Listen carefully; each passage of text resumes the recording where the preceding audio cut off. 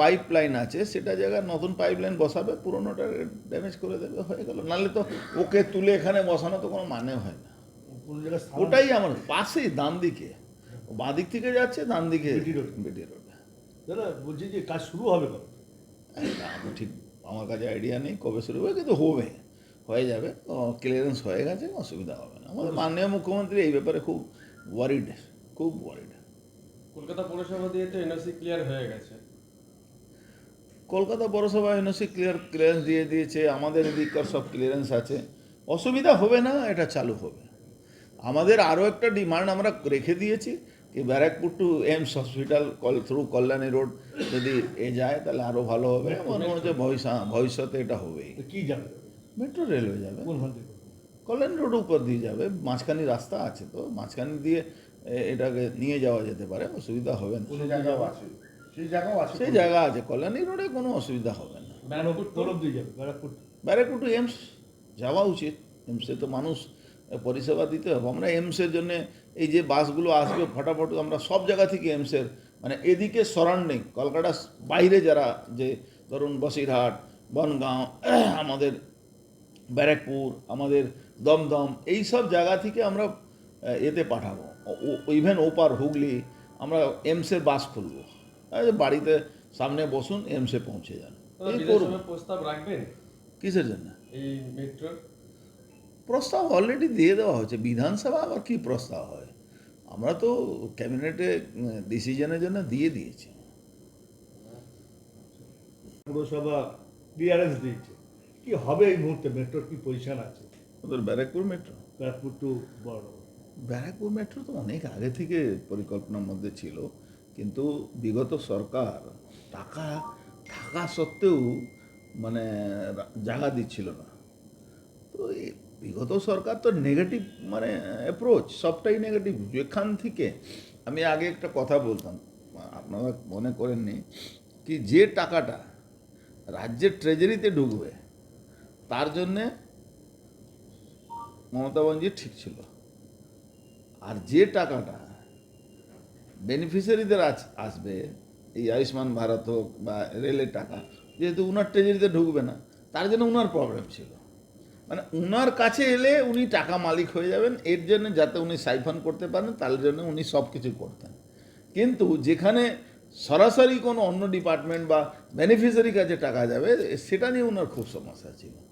এটা ওনার by nature, উনি মানে পুরো চোরের সাম্রাজ্য করেছিলেন, ভাইপো পিসি সব মিলেই লুটপাট করেছে।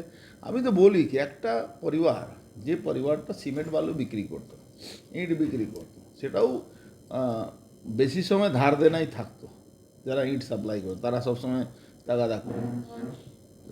সেই পরিবার হঠাৎ হাজার হাজার লাখ লাখ কোটি টাকা মালিক হয়ে গেল কী করে? অত বড় বাড়ি, অত পুরো সব প্রপার্টি নেওয়া, তা কোথা থেকে এলো? লন্ডনে ছেলে পড়ছে, নাতি ভাইপো ভাইজিরা আমেরিকায় পড়ছে, তা কী করো, কোথা থেকে টাকা আসছে? তো এটা বাংলার মানুষ একটা প্রবলেম আছে, অনেক দেরিতে বুঝে, সবাই বিশ্বাস করে না, না একে একবার চান্স দেওয়া আছে, দিতে দাও। আরে আপনি যদি কাজ করেন আপনি সাপোর্ট করুন, আর না কাজ করলে তার প্রতিবাদ করা উচিত। সরকার মানে কি হয়, আজকে আমি দায়িত্ব আছে, আমি যদি কাজ না করি, আপনার মেসেজ পাঠালেন কি আমার এই সমস্যা হচ্ছে, আমি সেই সমস্যাটা হল না করতে পারি না, মন্ত্রী থাকার কী কারণ আছে? আমি কেন মন্ত্রী থাকবো? আমাকে তো জনগণ এখানে পৌঁছেছে, তারপরে আমার পার্টি আমাকে এই দায়িত্বটা দিয়েছে, আমার মুখ্যমন্ত্রী আমার উপরে বিশ্বাস করে, আমাকে সেই কাজ করতে হবে। গতকাল যে পিএফের যে কারচুপি ধরলেন মুর্শিদাবাদে, তার কি কোনো নির্দেশ দিচ্ছে? আপনি ভাবতে পারবেন না কোন লেভেলে চুরি হচ্ছে। 28 লাখ শ্রমিক আছে, 5 লাখের পিএফ আছে। আপনি 1000 বিড়ি বানালে 150 বিড়ি এমনি নিয়ে নিচ্ছে, মানে যা রোজগারের পয়সা।